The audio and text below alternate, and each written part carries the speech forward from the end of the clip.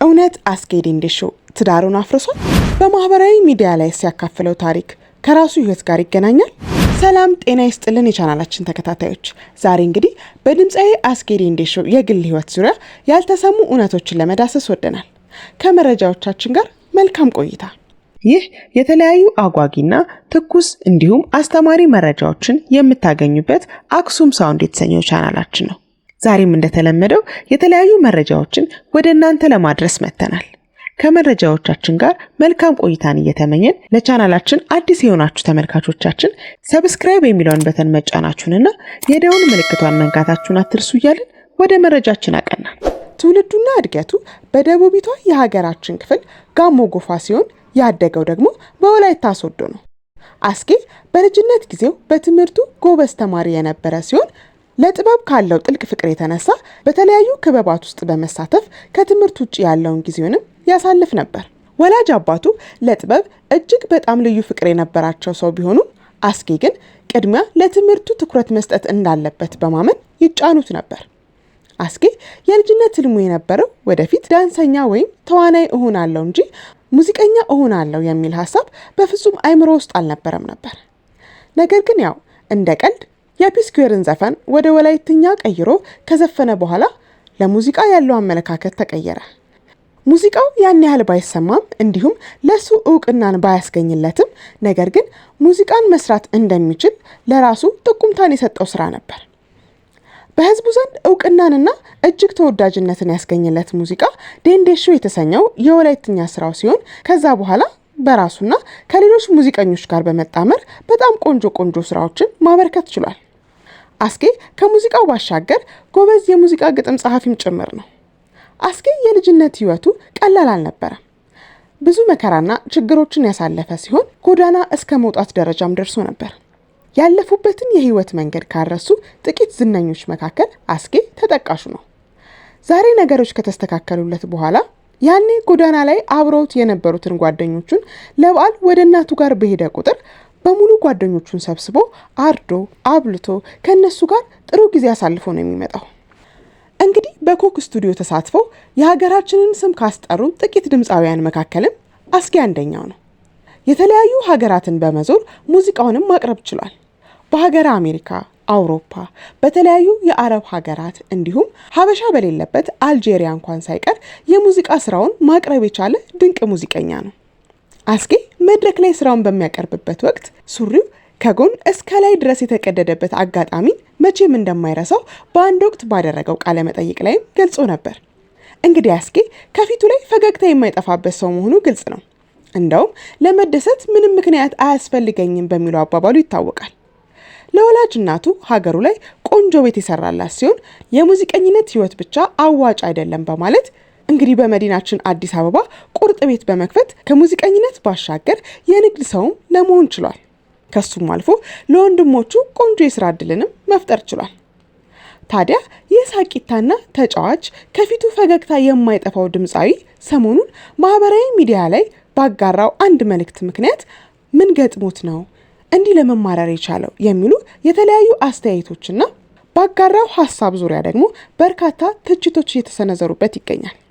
እንግዲህ አስጌ በፍቅር ህይወቱ ዙሪያ በአንድ ወቅት በቀረበለት ጥያቄ ዝነኞችን ማን ያምናል እየተባለ ለረጅም ጊዜ ፍቅረኛ ለመያዝ ተቸግሮ እንደነበር ገልጾ ነበር። ነገር ግን ከጊዜ በኋላ አግብቶ አንዲት ሴት ልጅን መውለድም ችሏል። እንግዲህ ድምፃዊው በማህበራዊ ሚዲያ ላይ ወዳጋራው መልእክት ስንመለስ እንዲህ የሚል ነበር። በፍቅር ያበደች ሴት ካሳየኸኝ እኔ የማይሞት ሰው አሳይሃለሁ።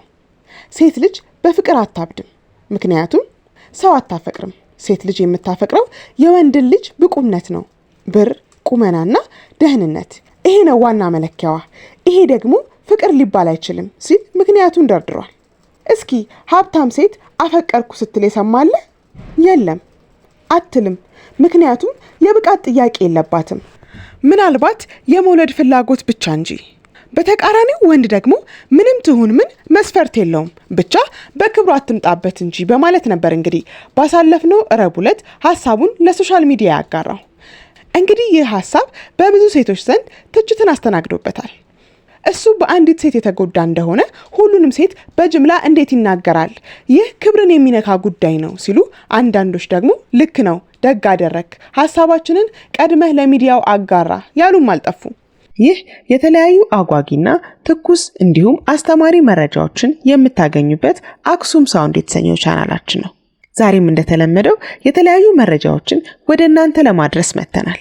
ከመረጃዎቻችን ጋር መልካም ቆይታን እየተመኘን ለቻናላችን አዲስ የሆናችሁ ተመልካቾቻችን ሰብስክራይብ የሚለውን በተን መጫናችሁንና የደውል ምልክቷን መንካታችሁን አትርሱ እያልን ወደ መረጃችን አቀናን።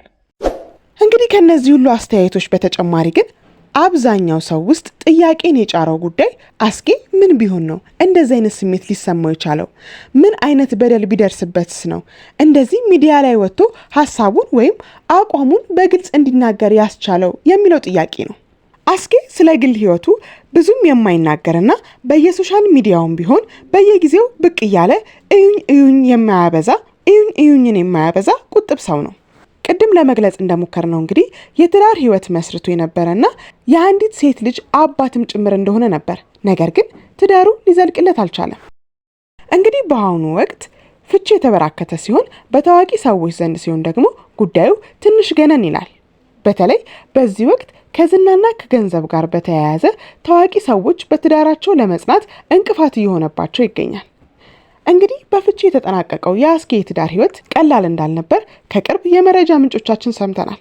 ብዙ መጨቃጨቅና አልፎም ስንዘራም የነበረበት የትዳር ህይወት ቤተሰቦችና የተለያዩ ሽማግሌዎች ትዳሩን ለማዳን የጣሩ ቢሆንም ነገር ግን መዳን ሳይችል መፍረሱ ግድ ሆኗል። እንግዲህ ምክንያቱ ደግሞ የገንዘብ ጉዳይ መሆኑን የመረጃ ምንጮቻችን ገልጸውልናል።